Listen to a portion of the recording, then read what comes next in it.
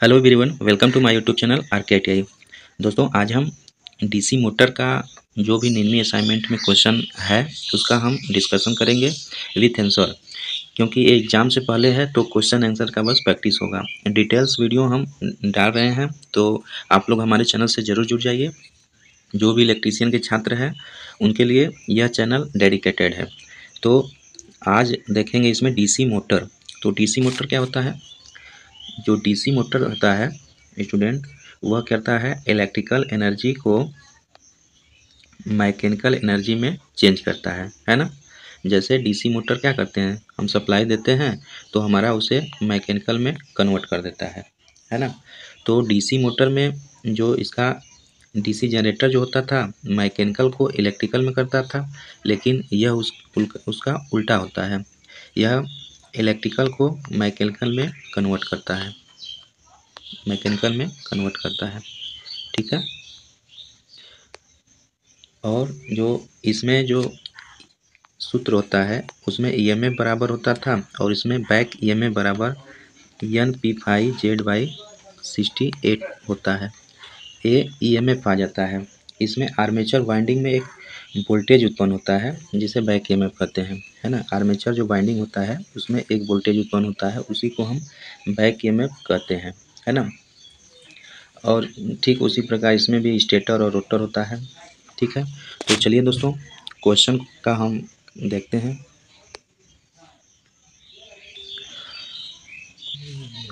57 से शुरू है।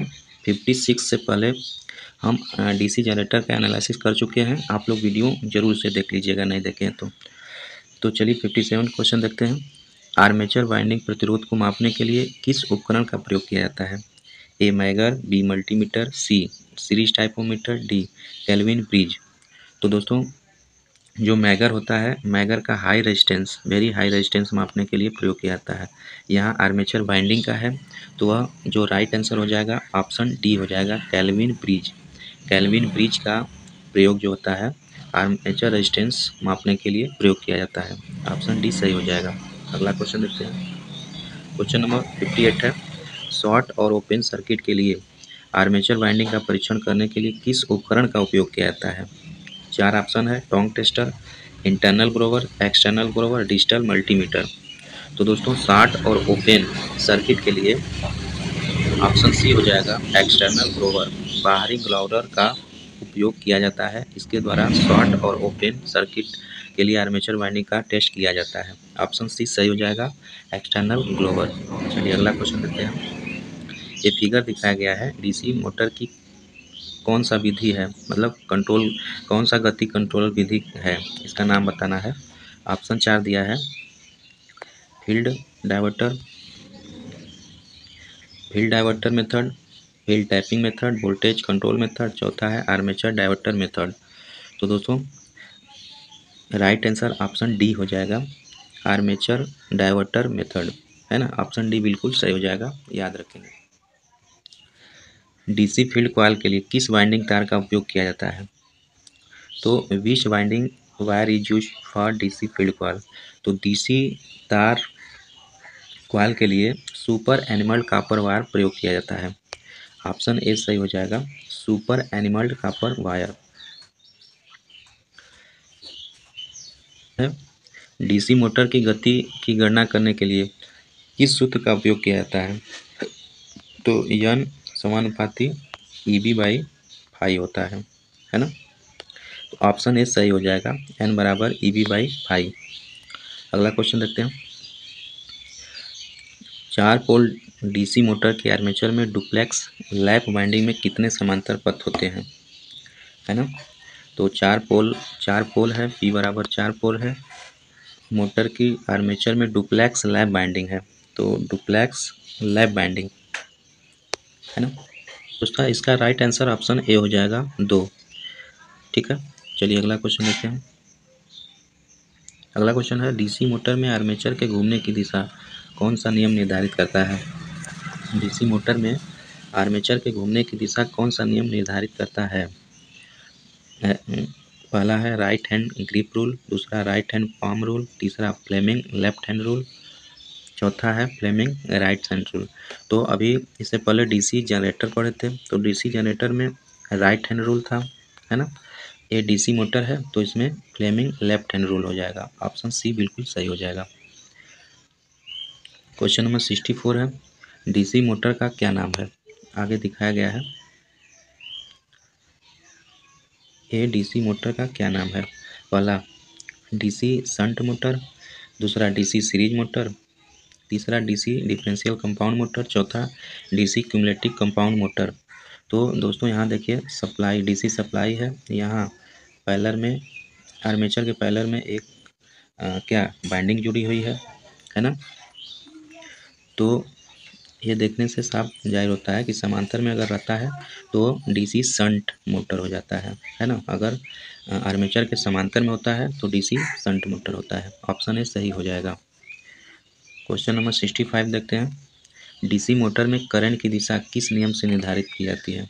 राइट हैंड ग्रिप रूल, दूसरा राइट हैंड पाम रूल, तीसरा फ्लेमिंग लेफ्ट हैंड रूल, चौथा फ्लेमिंग राइट हैंड रूल। तो डीसी मोटर में करंट की दिशा किस नियम से निर्धारित की जाती है, तो फ्लेमिंग राइट हैंड रूल से निर्धारित की जाती है। ऑप्शन डी बिल्कुल सही हो जाए। चलिए अगला क्वेश्चन देखते हैं। क्वेश्चन नंबर 66 है, डीसी शंट मोटर में आर्मेचर द्वारा ली गई धारा की गणना करने का सूत्र है। ठीक है, डीसी शंट मोटर में आर्मेचर द्वारा ली गई धारा की गणना करने का सूत्र है। तो दोस्तों डीसी शंट मोटर में जो होता है, पहले तो आई ई बी बराबर होता है, ई बी बराबर V minus I A R A, है ना, होता है। तो आई ए बराबर हो जाएगा, आई ए बराबर V minus E B by R A, है ना। ऑप्शन किस में है, ऑप्शन सी। तो ऑप्शन सी बिल्कुल सही हो जाएगा। डीसी शंट मोटर द्वारा ली गई धारा जो है आई ए बराबर वी माइनस ई बी बटा आर ए हो जाएगा। ठीक है, ऑप्शन सी बिल्कुल सही हो जाएगा। चलिए अगला क्वेश्चन देखते हैं। डीसी मोटर में फ्लक्स की दिशा की पहचान करने के लिए कौन सा नियम लागू किया जाता है। पहला दिया है कार की स्क्रू रूल, दूसरा दिया है right hand grip rule, Fleming left hand rule, चौथा है फ्लेमिंग राइट हैंड रूल। तो इसका जो फ्लक्स की दिशा ज्ञात करने के लिए फ्लेमिंग लेफ्ट हैंड रूल का प्रयोग किया जाता है। ऑप्शन सी बिल्कुल सही हो जाएगा। अगला क्वेश्चन देखते हैं, डीसी मोटर के प्रकार का नाम बताएं। यह दिया है, देखिए इसके जो आर्मेचर है, आर्मेचर के समांतर में एक वाइंडिंग है और सीरीज में भी वाइंडिंग है ना। तो वैसा आप देखेंगे शॉर्ट शंट कंपाउंड मोटर में, है ना। मोटर का प्रकार होता है, उसमें एक शॉर्ट शंट कंपाउंड मोटर होता है, एक लॉन्ग शंट कंपाउंड मोटर होता है और एक शॉर्ट शंट कंपाउंड मोटर हो जाता है। तो ऑप्शन डी बिल्कुल सही हो जाएगा। शॉर्ट शंट कंपाउंड मोटर का ही फिगर दिखाया गया है। चलिए अगला क्वेश्चन देखते हैं। अगला क्वेश्चन है, डीसी मोटर में ईएमएफ की गणना करने का सूत्र है। तो हम शुरू में भी बताए थे, ईबी बराबर N P five Z by 60 A. तो ऑप्शन सी बिल्कुल सही हो जाएगा, N P five Z by 60 A. ठीक है, अगला क्वेश्चन देखते हैं। उपकरण का नाम क्या है। ये उपकरण दिखाया गया है, इसका नाम क्या है। पहला मेगर है, अर्थ रेजिस्टेंस टेस्टर, तीसरा इंटरनल ग्लोवर, चौथा एक्सटर्नल ग्लोवर, है ना। तो ऑप्शन डी बिल्कुल सही हो जाएगा। वह फिगर जो है बाहरी ग्लोवर है, एक्सटर्नल ग्लोवर, है ना। चलिए अगला क्वेश्चन देखते हैं। What is the name of winding if coil pitch is less than the pole pitch. यदि कॉइल पिच पोल पिच से कम है तो वाइंडिंग का नाम क्या है। Full pitch winding, half pitch winding, long pitch chord winding, short chorded winding. तो दोस्तों इसका राइट आंसर ऑप्शन डी हो जाएगा, शॉर्ट चौडेड वाइंडिंग, है ना। शॉर्ट कॉर्डेड वाइंडिंग हो जाएगा। ऑप्शन डी बिल्कुल सही हो जाएगा। चलिए क्वेश्चन नंबर 72 देखते हैं। डीसी 4 पॉइंट स्टार्टर में होल्डिंग कॉइल से जुड़े श्रेणी प्रतिरोध का उद्देश्य क्या होता है। पहला limit the current in holding coil, दूसरा increase the current in holding coil, तीसरा increase the voltage is holding coil, या चौथा decrease the voltage in holding coil. तो दोस्तों जो डीसी 4 पॉइंट स्टार्टर होता है उसमें जो होल्डिंग कॉइल होती है वह श्रेणी प्रतिरोध का जुड़ी रहती है। उसका उद्देश्य होता है limit the current in holding coil, यानी होल्डिंग कुंडली में करंट का सीमित करना या करे, इसका वर्क होता है। ऑप्शन ए बिल्कुल सही हो जाएगा। अगला क्वेश्चन देखते हैं। डीसी सीरीज मोटर की किस गति नियंत्रण विधि पर इलेक्ट्रिक ट्रेन के लिए किया जाता है? फील्ड डायवर्टर विधि, फील्ड टैपिंग विधि, आर्मेचर डायवर्टर विधि, या सप्लाई वोल्टेज कंट्रोल मेथड। तो दोस्तों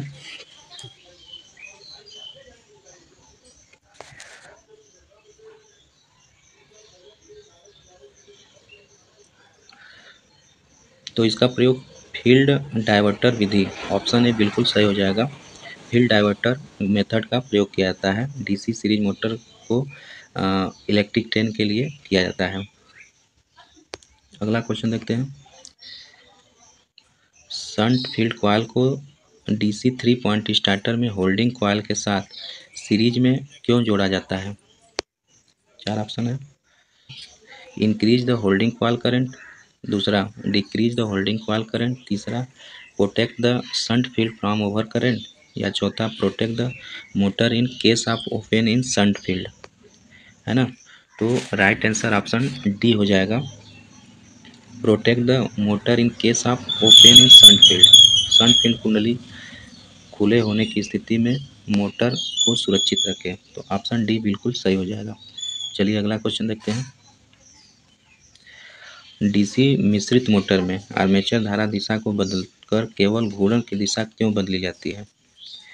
यानी डीसी मिश्रित मोटर में, डीसी कंपाउंड मोटर में आर्मेचर धारा दिशा को बदलकर केवल घूर्णन की दिशा क्यों बदली जाती है? पहला मेंटेन रिलेटेड स्पीड, रेटेड गति बनाए रखना, दूसरा मेंटेन मोटर कैरेक्टरिस्टिक्स, तीसरा अवॉइड आर्मेचर रिएक्शन इफेक्ट, या चौथा प्रिवेंट मोटर फ्रॉम ओवरलोडिंग। तो दोस्तों ऑप्शन बी बिल्कुल सही हो जाएगा आपका, मेंटेन मोटर कैरेक्टरिस्टिक्स, यानी मोटर की विशेषता बनाए रखने के लिए डीसी कंपाउंड मोटर की आर्मेचर की दिशा बदलकर केवल घूर्णन की दिशा बदली जाती है ना, उसका कैरेक्टरिस्टिक्स बनाए रखने के लिए। ऑप्शन बी बिल्कुल सही हो जाएगा। चलिए क्वेश्चन नंबर 76 देखते हैं। डीसी शंट मोटर में सामान्य गति से नीचे कौन सी गति नियंत्रण विधियाँ प्रदान करती है? पहला फील्ड कंट्रोल, दूसरा वोल्टेज कंट्रोल, तीसरा आर्मेचर कंट्रोल, चौथा ward Leonard system of speed control. तो ऑप्शन सी बिल्कुल सही हो जाएगा, armature control method. Armature control method जो होता है डीसी शंट मोटर में सामान्य गति से नीचे की गति को नियंत्रित करता है, armature control method, option C. अगला देखते हैं question. Why starters are required to start DC motor in industrial, यानी उद्योगों में डीसी मोटर को शुरू करने के लिए स्टार्टर क्यों आवश्यक होता है? पहला रेगुलेट द फील्ड वोल्टेज, दूसरा रिड्यूस द आर्मेचर करंट, तीसरा है कंट्रोल द आर्मेचर रिएक्शन, या चौथा स्मूथ ऑपरेशन। तो दोस्तों मेनली जो है स्टार्टर का प्रयोग एक करंट को लिमिट करना होता है, यानी reduce the armature current, armature current को कम करना मेन वर्क होता है। क्योंकि स्टार्टिंग में हमारा जो करंट 5 to 7 होता है, गुना होता है, तो इसलिए हम स्टार्टर लगाते हैं ताकि उसमें रेजिस्टेंस होता है, करंट को कम किया जा सके। फिर उसके बाद अपना जब 75% रन हो जाता है तो नॉर्मल में ऑपरेट करते हैं। तो मेन काम होता है reduce the armature current, option B सही हो जाएगा। अगला क्वेश्चन देखते हैं। कौन सी कुचालक सामग्री श्रेणी बी के कुचालक की है? होता है ना Y A E B F H C, I F S C if code होता है, तो श्रेणी बी में कौन सा आता है? तो श्रेणी बी में दोस्तों फाइबर ग्लास आता है ना, ऑप्शन सी बिल्कुल सही हो जाएगा।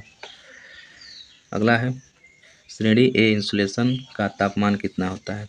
तो श्रेणी ए का कितना होता है? Y E A B F S C होता है ना, एफ का जो होता है, श्रेणी एफ का 155 हो जाता है ना। एफ एच सी,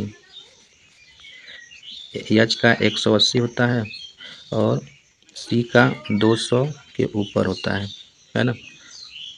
याद रखेंगे। वाई ए ई बी होता है, वाई का 90 होता है, ए का 105 होता है, ई का 120, बी का 130, फिर एफ का 155, एच का 180 और सी का 200 के ऊपर होता है। तो श्रेणी एफ पूछा है तो श्रेणी एफ का 155 हो जाएगा। ऑप्शन डी बिल्कुल सही हो जाएगा। चलिए अगला क्वेश्चन देखते हैं। निरंतर गति ड्राइव के लिए किस प्रकार के मोटर का उपयोग किया जाता है? डीसी सीरीज मोटर, दूसरा डीसी शंट मोटर, तीसरा differential long shunt compound motor, चौथा differential short shunt compound motor. तो दोस्तों इसका राइट आंसर ऑप्शन बी हो जाएगा, डीसी शंट मोटर, है ना। डीसी शंट मोटर निरंतर गति ड्राइव के लिए डीसी शंट मोटर का प्रयोग किया जाता है। ऑप्शन बी बिल्कुल सही हो जाएगा। अगला क्वेश्चन है हमारा दोस्तों, लिफ्ट में किस प्रकार की डीसी मोटर का उपयोग किया जाता है? तो बेसिकली लिफ्ट में डीसी क्यूमुलेटिव कंपाउंड मोटर का प्रयोग किया जाता है। ऑप्शन डी बिल्कुल सही हो जाएगा। अगला क्वेश्चन देखते हैं, गति नियंत्रक का कौन सा तरीका डीसी श्रेणी मोटर में रेटेड गति से नीचे गति देता है? Field diverter, tap field voltage control, armature diverter. तो दोस्तों इसका राइट आंसर ऑप्शन डी हो जाएगा, आर्मेचर डाइवर्टर मेथड, है ना। ऑप्शन डी बिल्कुल सही हो जाएगा, आर्मेचर डाइवर्टर मेथड विधि। अगला क्वेश्चन है क्वेश्चन नंबर 83, क्या प्रभाव है अगर चलने के दौरान 4 बिंदु स्टार्टर प्रतिरोध कट ऑफ हो जाता है? तो क्या हो जाएगा, मोटर स्टॉप हो जाएगी यानी रुक जाएगी, मोटर धीमी गति से चलेगी, तीसरा है बहुत तेज गति से चलेगी, चौथा है रन साइड रिवर्स डायरेक्शन, उल्टी दिशा में चलेगी। तो दोस्तों ऑप्शन बी सही हो जाएगा, रन्स एट स्लो स्पीड, धीमी गति से चलेगी। यानी क्या प्रभाव होगा अगर चलने के दौरान 4 पॉइंट स्टार्टर प्रतिरोध कट ऑफ हो जाता है? तो 4 प्रतिरोध पॉइंट स्टार्टर कट ऑफ हो जाएगा तो मोटर धीमी गति से चलेगी। ऑप्शन बी बिल्कुल सही हो जाएगा। क्वेश्चन बोल रहा है, डीसी मोटर को संचालित करने के लिए आर्मेचर सर्किट में कार्बन कंपोजिट ब्रश की आवश्यकता क्यों होती है? पहला, इंक्रीज द स्टार्टिंग टार्क यानी प्रारंभिक बलागुण को बढ़ाना, दूसरा आर्मेचर प्रतिक्रिया को बचाता है, तीसरा अति भारण से आर्मेचर की रक्षा करना यानी ओवरलोड से, चौथा है कम्यूटेटर खंड में स्पार्क कम कर देना। तो मेनली इसका वर्क होता है ब्रश का, reduce the spark in the commutator segment यानी कम्यूटेटर खंड में स्पार्क को कम कर देना, है ना। हम जानते हैं कार्बन का बहुत ज़्यादा रेजिस्टेंस होता है और वह सह सकता है ना फायर को, इसलिए कम्यूटेटर खंड में स्पार्क कम कर देता है। ऑप्शन डी बिल्कुल सही हो जाएगा। अगला क्वेश्चन देखते हैं, सीरीज मोटर बिना भार के आरंभ उच्च बलागुण और गति क्यों पैदा करती है? पहला, absence of back EMF, B load current flow through field winding, तीसरा फील्ड वाइंडिंग के माध्यम से लोड करंट प्रवाह होना, चौथा मोटी तार के साथ श्रेणी में वाइंडिंग करना। तो इसका ऑप्शन ए बिल्कुल सही हो जाएगा, एब्सेंस ऑफ बैक ईएमएफ की अनुपस्थिति। सीरीज मोटर बिना भार के आरंभिक उच्च बलागुण और गति पैदा करती है, इसका कारण होता है बैक ईएमएफ की कमी होना यानी अनुपस्थिति होना। ऑप्शन ए बिल्कुल सही हो जाएगा। अगला क्वेश्चन देखते हैं, डिफरेंशियल कंपाउंड मोटर में शुरू करने के समय श्रेणी क्षेत्र को शॉर्ट सर्किट क्यों किया जाता है? पहला, to reduce the starting torque, दूसरा to increase the speed of motor, तीसरा to decrease the speed of motor, चौथा है to maintain proper direction of rotation. तो दोस्तों इसका राइट आंसर ऑप्शन बी हो जाएगा, ऑप्शन डी हो जाएगा, सॉरी बी नहीं होगा, ऑप्शन डी हो जाएगा, to maintain proper direction of rotation यानी रोटेशनल की उचित दिशा बनाए रखने के लिए, है ना। क्वेश्चन कर रहा है, डिफरेंशियल कंपाउंड मोटर में शुरू करने के समय श्रेणी क्षेत्र को लघुपतित यानी शॉर्ट सर्किट क्यों किया जाता है? तो जी बिल्कुल डी सही हो जाएगा, रोटेशन की उचित दिशा बनाए रखने के लिए, to maintain proper direction of rotation. Option D बिल्कुल सही हो जाएगा। अगला क्वेश्चन देखते हैं, आर्मेचर को संतुलित करने का सबसे प्रभावी तरीका कौन सा है? पहला स्टैटिक बैलेंसिंग, दूसरा डायनेमिक बैलेंसिंग, तीसरा attach with counter balancing. Armature को संतुलित करने का सबसे प्रभावी तरीका कौन सा है? पहला स्टैटिक बैलेंसिंग, स्थैतिक संतुलन, दूसरा गतिशील संतुलन, तीसरा काउंटर संतुलन के साथ संलग्न, चौथा सीसा भार संतुलन के साथ प्लग किया गया संतुलन। तो दोस्तों इसका जो डायनेमिक बैलेंसिंग बिल्कुल सही हो जाएगा, गतिशील संतुलन ऑप्शन बी सही हो जाएगा। चलिए अगला क्वेश्चन देखते हैं। अगला क्वेश्चन हमारा डीसी स्टार्टर के प्रतिरोध को शुरू करने के लिए किस सामग्री का उपयोग किया जाता है? तो डीसी स्टार्टर के प्रतिरोध को शुरू करने के लिए पहला यूरेका है, दूसरा नाइक्रोम, तीसरा मैग्नीन, चौथा कांस्टेंटाइन। तो ऑप्शन आपका ए सही हो जाएगा। डीसी स्टार्टर के प्रतिरोध को शुरू करने के लिए यूरेका सामग्री का उपयोग किया जाता है। ऑप्शन ए बिल्कुल सही हो जाएगा। अगला क्वेश्चन देखते हैं। किस डीसी कंपाउंड मोटर को अलग अलग लोड पर नियत गति से संचालित किया जाता है?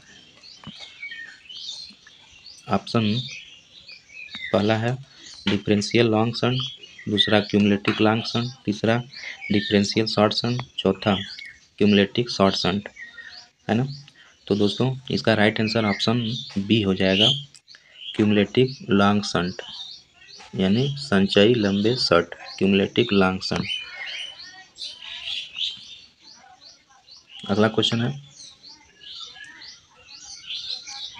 डीसी शंट मोटर के साथ 3 पॉइंट स्टार्टर में नो वोल्ट कॉइल कैसे जुड़ी होती है?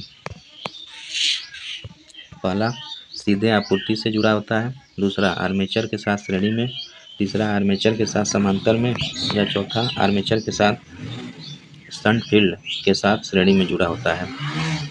तो दोस्तों इसका राइट आंसर ऑप्शन डी हो जाएगा, शंट फील्ड के साथ श्रेणी में जुड़ा होता है। शंट फील्ड के साथ श्रेणी में जुड़ा होता है ना। नो वोल्ट कॉइल जो होता है डीसी शंट मोटर के साथ 3 पॉइंट स्टार्टर में डीसी शंट मोटर के साथ श्रेणी में जुड़ा होता है। ऑप्शन डी सही हो जाएगा। देखिए फिगर दिखाया गया है, बाइंडिंग है, किस प्रकार की आर्मेचर बाइंडिंग का चित्रण किया गया है? तो दोस्तों ये डुप्लेक्स लैप बाइंडिंग का दिखाया गया है। ये क्वेश्चन एग्जाम में पूछ चुका है, जो अभी हाल में 2023 में सीबीटी एग्जाम हो रहा है, डुप्लेक्स लैप बाइंडिंग ये पूछ चुका है ना। ऑप्शन ए सही हो जाएगा।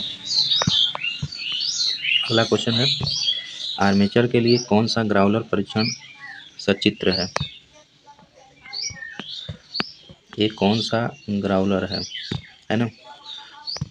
पहला ओपन कॉइल टेस्ट, दूसरा है ग्राउंडेड कॉइल टेस्ट, तीसरा शॉर्टेड कॉइल टेस्ट, चौथा शॉर्टेस्ट कम्यूटेटर टेस्ट। तो दोस्तों इसका राइट आंसर ऑप्शन ए हो जाएगा, open coil test, open coil test, है ना। ऑप्शन ए बिल्कुल सही हो जाएगा। इसका नाम ओपन कॉइल टेस्ट है, याद रखेंगे इस फिगर का नाम। अगला क्वेश्चन है, डीसी मोटर में सामान्य से ऊपर और नीचे दोनों गतियों को प्राप्त करने के लिए किस गति नियंत्रण विधि को लागू किया जाता है? पहला फील्ड कंट्रोल मेथड, दूसरा आर्मेचर कंट्रोल मेथड, तीसरा है टैप्ड फील्ड स्पीड कंट्रोल, चौथा वार्ड लियोनार्ड स्पीड कंट्रोल। तो दोस्तों इसका राइट आंसर ऑप्शन डी हो जाएगा, वार्ड लियोनार्ड स्पीड कंट्रोल। ये बहुत इंपॉर्टेंट है, इसको आप याद रखेंगे इस क्वेश्चन को, है ना। चलिए अगला क्वेश्चन देखते हैं। कम्यूटेटर को क्यों तेज चमक उत्पन्न कर रहा है? मतलब why commutators are sparking heavily. पहला इनकरेक्ट ब्रश पोजीशन, दूसरा इनकरेक्ट फील्ड कनेक्शन, तीसरा इनकरेक्ट डायरेक्शन ऑफ रोटेशन, चौथा है इनकरेक्ट आर्मेचर कनेक्शन। तो दोस्तों इसका ऑप्शन राइट आंसर ए हो जाएगा, जो ब्रश पोजीशन अनकम्प्लीट यानी इनकरेक्ट रहता है, इसलिए तेज चमक के साथ स्पार्क उत्पन्न करता है कम्यूटेटर, है ना। तो ऑप्शन ए बिल्कुल सही हो जाएगा। अगला क्वेश्चन देखते हैं, चल रही डीसी मोटर में प्रेरित ईएमएफ की क्रिया क्या है? पहला असिस्ट अप्लाई वोल्टेज, लागू वोल्टेज की, दूसरा है अपोजिट द अप्लाई वोल्टेज, लागू वोल्टेज का विरोध का, तीसरा आर्मेचर करंट को बढ़ाता है, चौथा आर्मेचर करंट को घटाता है। तो दोस्तों इसका राइट आंसर ऑप्शन बी हो जाएगा, अपोजेज द अप्लाइड वोल्टेज, लागू वोल्टेज का विरोध करता है। ऑप्शन बी सही हो जाएगा। अगला क्वेश्चन है, किस मोटर का यह विशेषता है, यानी कौन सा मोटर का यह कैरेक्टरिस्टिक्स है, इस तरह गिरता है। DC series motor, shunt motor, cumulative compound motor या डिफरेंशियल कंपाउंड मोटर। तो दोस्तों ऑप्शन सी हो जाएगा, क्यूमुलेटिव कंपाउंड मोटर का यह फिगर दिखाया गया है ना। क्यूमुलेटिव कंपाउंड मोटर का यह फिगर दिखाया गया है। चलिए अगला क्वेश्चन देखते हैं। अगला क्वेश्चन हमारा, 4 बिंदु स्टार्टर में होल्डिंग कॉइल से जुड़े प्रतिरोध का उद्देश्य क्या होता है। Limit current in NBC, NBC का मतलब नो वोल्ट कॉइल। दूसरा है protect the coil from short circuit. तीसरा protect the motor from overload. चौथा है हमारा protect the armature flow short circuit, यानी शॉर्ट सर्किट से आर्मेचर को सुरक्षित रखें। तो ऑप्शन ए सही हो जाएगा, लिमिट करंट इन एनवीसी, यानी 4 बिंदु स्टार्टर में होल्डिंग कॉइल से जुड़े प्रतिरोध का उद्देश्य एनवीसी में धारा सीमा को लिमिट करना है ना। ऑप्शन ए सही हो जाएगा। चलिए क्वेश्चन नंबर 98 देखते हैं। डीसी श्रृंखला में यानी डीसी सीरीज मोटर की फील्ड वाइंडिंग मोटी तार के साथ वाउंड क्यों होती है ना। तो ऐसे भी बता सकते हैं, डीसी जो सीरीज मोटर होती है वो मोटे तार से ज़्यादा करंट, क्योंकि सीरीज में होता है तो करंट का मान ज़्यादा उसमें होता है, इसलिए मोटा तार बनाया जाता है कम टर्न का। पहला ऑप्शन है फील्ड वोल्टेज को विनियमित करने के लिए। दूसरा option to carry the load current. तीसरा टू कीप मैक्सिमम इंडक्टेंस। चौथा है to reduce the armature reaction. तो राइट आंसर ऑप्शन बी हो जाएगा, टू कैरी लोड करंट।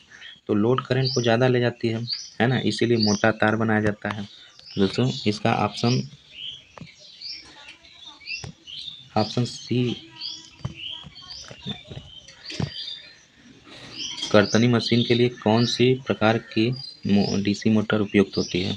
तो कर्तनी के लिए यानी सीयरिंग मशीन के लिए क्यूमुलेटिव कंपाउंड मोटर उपयुक्त होती है। ऑप्शन सी सही हो जाएगा।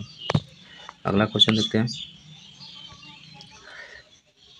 Where DC compound motor are preferred, यानी डीसी मिश्रित मोटर को प्राथमिकता कहाँ दी जाती है।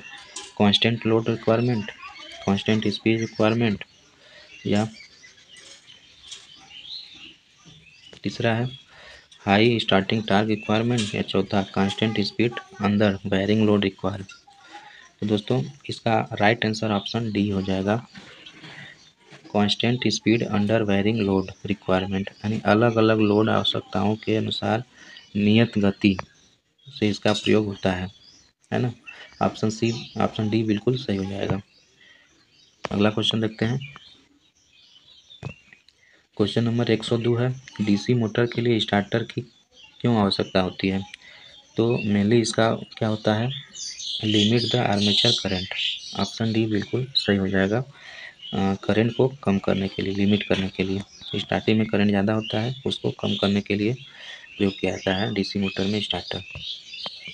अगला देखते हैं क्वेश्चन, आर्मेचर वाइंडिंग का परीक्षण करने के लिए किस प्रकार के उपकरण का प्रयोग किया जाता है। तो ग्राउलर का प्रयोग किया जाता है आर्मेचर वाइंडिंग का टेस्ट करने के लिए। अगला क्वेश्चन हमारा, 3 पॉइंट स्टार्टर में होल्डिंग कॉइल को शंट फील्ड के साथ श्रेणी में क्यों जोड़ा जाता है। तो दोस्तों इसका राइट आंसर ऑप्शन डी हो जाएगा, to protect the motor from high speed.